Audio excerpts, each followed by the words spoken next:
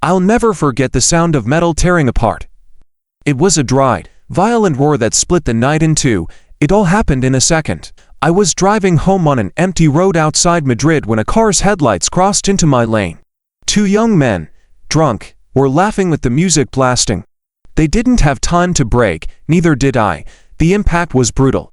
My body doubled over the steering wheel, the windshield shattered into 1,000 pieces, and the world became a distant echo.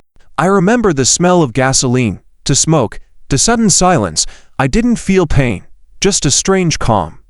When I opened my eyes, I saw my wrecked car, and my body inside it. But I was outside, standing, seeing everything from a different perspective. A few meters away, the men's car was slowly burning. I walked or floated toward them. They were motionless, lifeless. But then I saw it. Two translucent, young, confused figures were getting up from inside the vehicle. Their faces were the same, but their bodies glowed with a golden light. They looked up, and a luminous tunnel opened above them, like a sun in the darkness. They ascended, hand in hand, enveloped in that infinite light. I wanted to follow them, but something held me back. An invisible force anchored me to the scene. Then I looked back, and saw my body being attended to by paramedics. I heard their desperate voices, the sound of the defibrillator, the approaching sirens. And then I understood. I wasn't dead, not yet.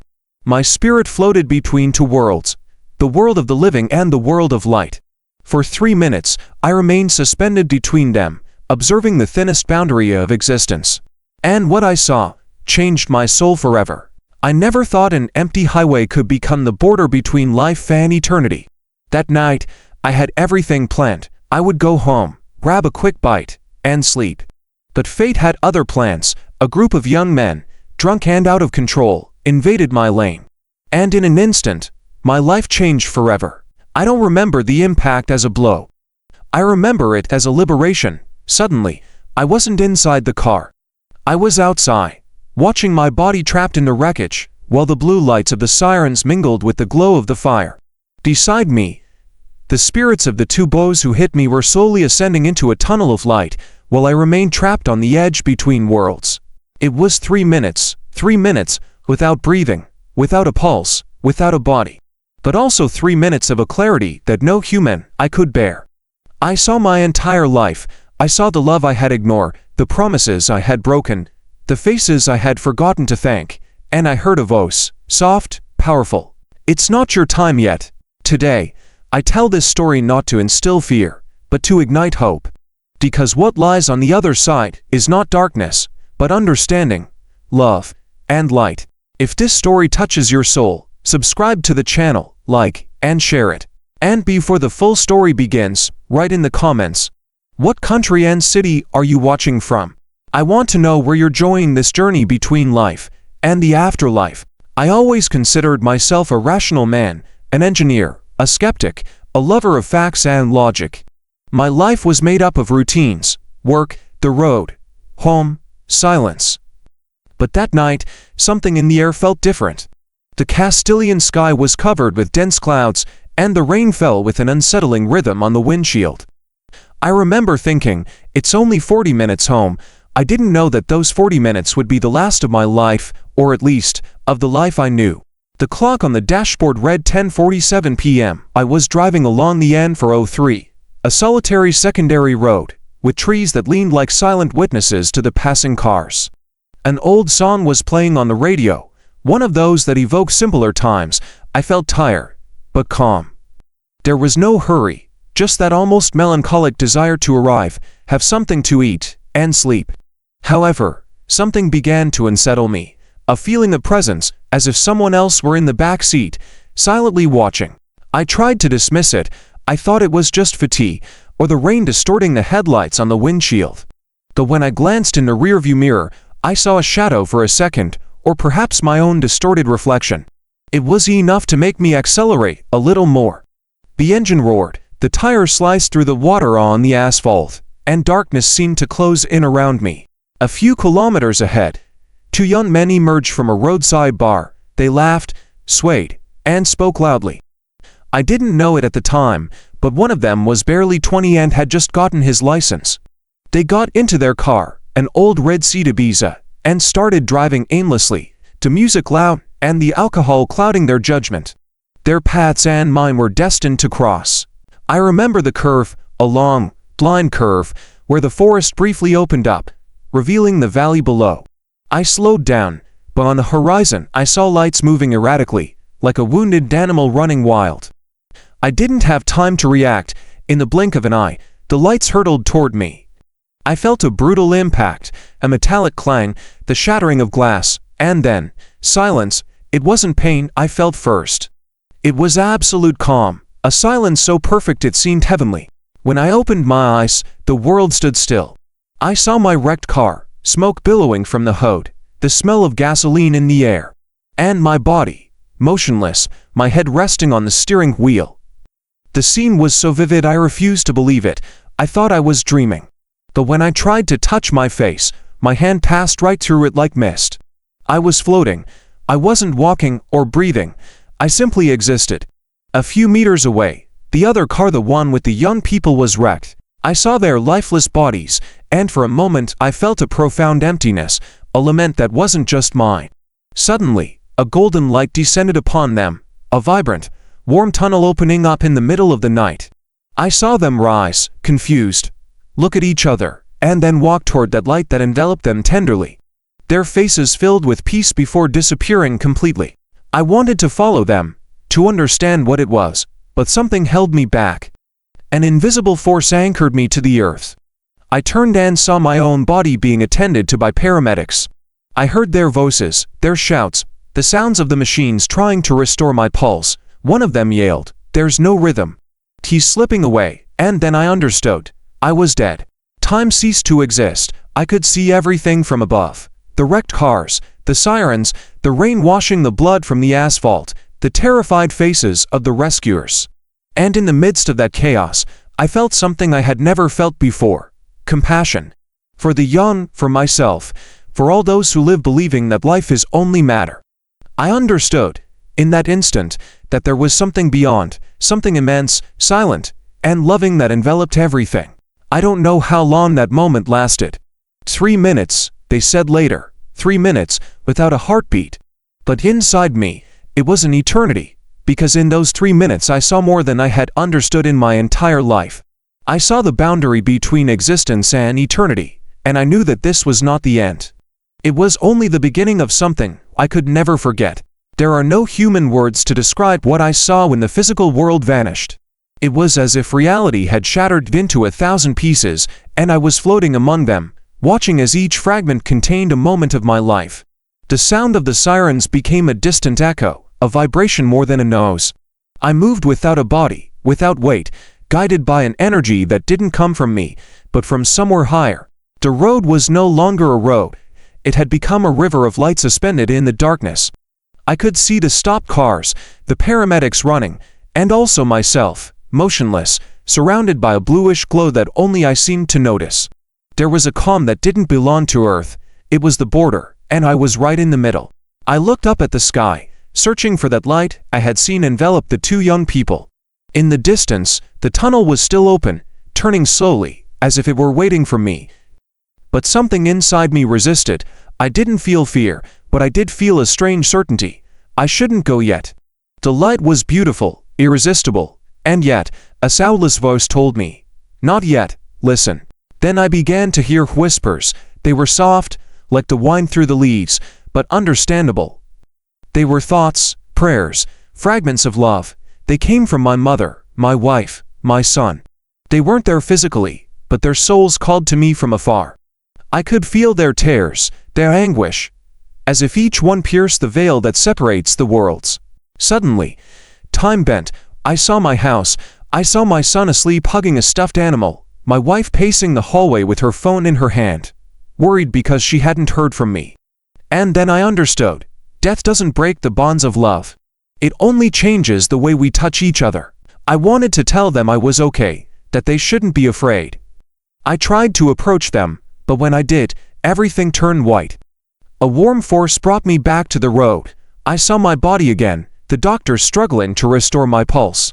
One of them placed his hands on my chest and shouted something I couldn't quite understand. Then came an electric shock. I felt the energy course through my soul like a wave of fire. It was then that I saw someone, a luminous figure, approach from a distance. It had no defined face, no body, but its presence was so real that the air, if there was any air, vibrated around it. Its voice was pure thought. Do not fear. Everything has a purpose. I tried to ask who it was, but the answer came before my question. I am part of that which never dies. The figure extended a hand or something that resembled a hand toward me, and upon touching me, all that had been pain transformed into understanding. I saw the invisible threads that connect all living beings.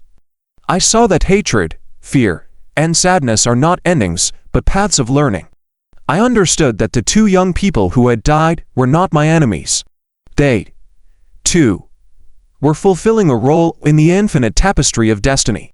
Then I heard another voice, farther away, like an echo from the material world. It was a doctor, calling my name, and for the first time, I felt something like a tug. My soul resisted, wanting to stay in that space where time didn't exist, but the force grew stronger. The light receded, the figure vanished, and everything began to darken. Before returning, I looked one last time at the tunnel of light. The two young men were there, waiting for me. They smiled, serene, without guilt or fear. One of them raised his hand in farewell, and then I knew I would return, not because I wanted to, but because I had to. Because there was something more to learn, something to tell. Afterward, everything went dark, and the sound of the world returned to me. I awoke surrounded by a white silence. Everything was light, but not a warm light like the tunnels. It was cold, human, artificial. The beeping of a machine marked the rhythm my heart was trying to regain, and the smell of the hospital mingled with the metallic taste of dried blood on my lips. I tried to move, but a pressure in my chest stopped me. Someone called my name. It was a familiar voice, but distant, as if it came from a dream I had forgotten. I opened my eyes with effort. A blurry face appeared above me. It was a nurse, smiling with relief. "It's okay, you're back," she said. I didn't understand at first. Back from where? I didn't remember the accident, or the tunnel, or the young people. Only the feeling of having been in a place where everything made sense. I wanted to ask what had happened, but the pain stole the words from me. Hours passed, perhaps days. Sometimes I would fall asleep and dream of lights and voices. Other times I would wake up with the feeling that someone was sitting by my bed. And one of those nights, when the hospital was asleep, I saw him. He was there, leaning against the window, wearing his old brown coat and with his calm smile. My father, the same one I had buried 7 years before. I wasn't scared. I couldn't be. There was something natural about his presence, as if he had never really left. "Son," he said to me in that deep voice I remembered from my childhood. "I've been watching you for a long time." I didn't know what to say. Tears began to fall uncontrollably. "Dad, is this a dream?" He smiled. "No, son, it's a meeting." He came closer slowly, and the air in the room changed. It didn't smell of disinfectant, but of fresh rain and old wood. "When you crossed over to the other side," he continued, "I wanted to come and find you. But it wasn't your time. You had to come back." I felt a lump in my throat. "Why me? The other two, they die." My father lowered his gaze, sadly. "Because you still have something to learn, and something to give." He sat on the edge of the bed and looked at me tenderly. "You've spent too many years chasing things that don't carry you to the other side. Money, success, recognition. You've worked so much that your children learn your voice more by phone than in person. And although you say you do it for them, you really do it out of fear. Fear of not being enough." Each word was a gentle but sharp blow. I tried to justify myself. I wanted to say that I had responsibilities, that life was hard, that I was just trying to secure their future. But my father shook his head. "The future they need they already have if they have you. Love isn't measured in office hours, son, it's measured in presence. They won't remember what you bought, but the moments you shared." His words hung in the air, like echoes of an undeniable truth. I closed my eyes and saw my son's face, waiting for me with a ball in his hand, saying, "We'll play tomorrow, okay?" And me, as always, replying, "Tomorrow, for sure," but tomorrow never came. I felt a pang in my chest, not physical pain, but guilt. "Listen, son," my father said, standing up. God didn't give you back this life to waste on things that end. He gave it back to you so you could learn to love what remains: family, friends, faith, forgiveness. You still have time, use it wisely. His voice began to fade, and a dim light enveloped him. Will I ever see you again? I asked, desperate. He smiled. Every time you hug your son, I'll be there. And with that, he was gone. The room smelled like a hospital again, the monitor resumed its rhythm, and I, weeping silently, knew that night had changed everything. I didn't know how much longer I would live, or what that encounter truly meant, but something inside me burned with a new clarity. For the first time in years, I had a purpose. I didn't survive to work more, I survived to truly live. The following days in the hospital passed like a mixture of sleep and wakefulness. My body was slowly recovering, but my mind remained trapped in that space between life and light. The doctors spoke of luck, of resilience, and of a clinical miracle. I smiled, but deep down I knew it wasn't about luck. I had returned for a reason.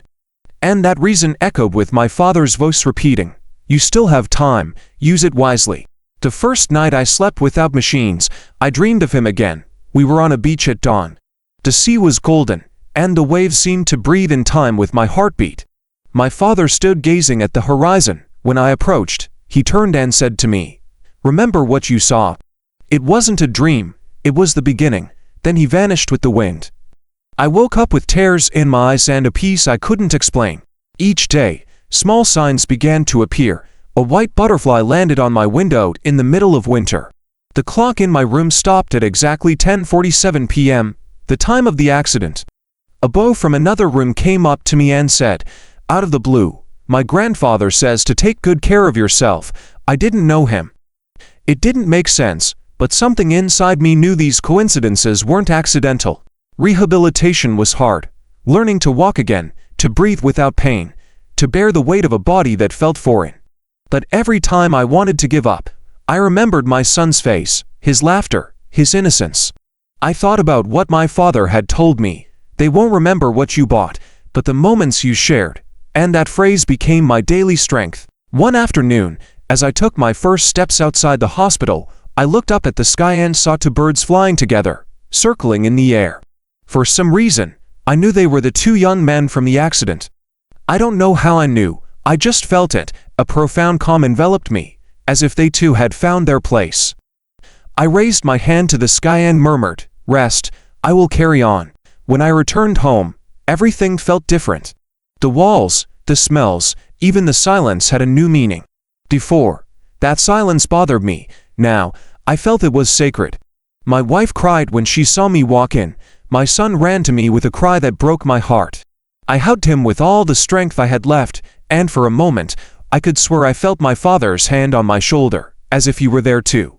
The first few days were slow. I couldn't work, and for the first time in years, I didn't care. I spent my afternoons playing with my son, watching movies with my wife, cooking poorly but with love. I discovered that laughter healed more than any medicine. Every day I woke up, I gave thanks. I no longer prayed for more, but for better understanding. Yet the nights remained strange. Sometimes, when I closed my eyes, I heard distant music, a soft melody that seemed to come from another plane. Other times, I woke up with the feeling of not being alone. It didn't frighten me. It was as if the invisible world accompanied me, reminding me that life doesn't end where we think it does. That everything we love continues in some way. One morning, while I was making breakfast, I found an old photograph of my father among some books. It was from when I was the same age as my son. On the back, in his firm handwriting, he had written, "Time doesn't return, but love does." I stood still, holding that picture, knowing that this message wasn't a coincidence. I felt his presence, warm, close, and I knew that what I had seen on the road hadn't been an illusion. That night, before going to sleep, I went out into the garden and looked at the sky. The stars shone with a clarity I'd never noticed before. "Thank you, Dad," I whispered. "I'm keeping my promise," and at that moment, a gentle breeze stirred the air, moving the leaves as if someone were answering me. I closed my eyes and smiled. For the first time, I understood that I hadn't returned from death, but rather, I had returned to life. Months have passed since that night on the highway. The scars on my body barely hurt anymore. but those on my soul are still slowly healing. Sometimes, when I look at my reflection in the mirror, I still struggle to recognize myself. I am no longer the man I was before the accident. That man lived to work, to chase after a time that always eluded him. The man who looks back now lives with the certainty that every second is a miracle. Returning to routine wasn't easy. At the office, everyone treated me as if I were made of glass. They asked me if I was okay, if I remembered anything about the accident. I smiled, but inside I kept a secret I couldn't explain with words. How could I tell them that I had seen the souls of 2 young people ascend to heaven? How could I explain that my dead father spoke to me in the hospital? They wouldn't understand, and yet, I knew that one day I would have to speak. I began to write, at first, just scattered notes, fragments of memories, images, voices. But little by little, the words took shape. Writing became a necessity, a way to make sense of what I had experienced. I wasn't trying to convince anyone, only to bear witness that there is something beyond this skin, something immense and luminous that awaits us when the body shuts down. One day, my son found me writing and asked, "What are you doing, Dad?" I reply, "I'm telling a story." He smiled and said, "A scary story?" I shook my head. "No, son. A love story." And at that moment I knew that my purpose wasn't to remain silent, but to share hope. That my experience didn't belong only to me, but to all those who doubt, fear, or have lost faith. I started attending support groups, people who had gone through similar experiences, accidents, illnesses, losses. I heard incredible stories, people who saw the same light, who felt the same peace, who returned with the same message. Every time I spoke about what I had lived through, something inside me ignited. It was as if my soul recognized its path. One night, after a talk at a community center, a woman approached me with tears in her eyes. "My son died 2 years ago in an accident," she told me. "I've lived with anger ever since. But listening to you, I felt something different. Peace." That word peace was like a divine caress.